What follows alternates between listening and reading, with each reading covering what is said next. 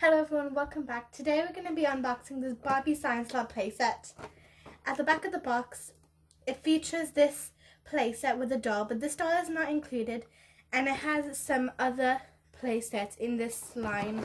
Let's get this opened.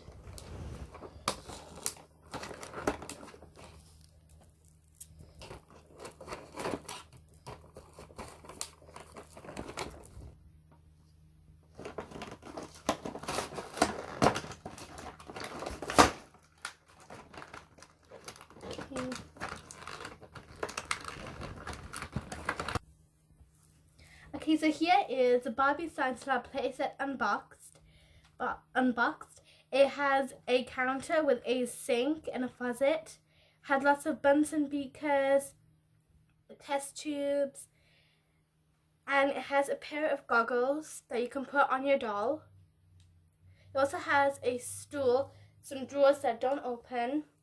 It also has a laptop that you can open up, and it has a table on there.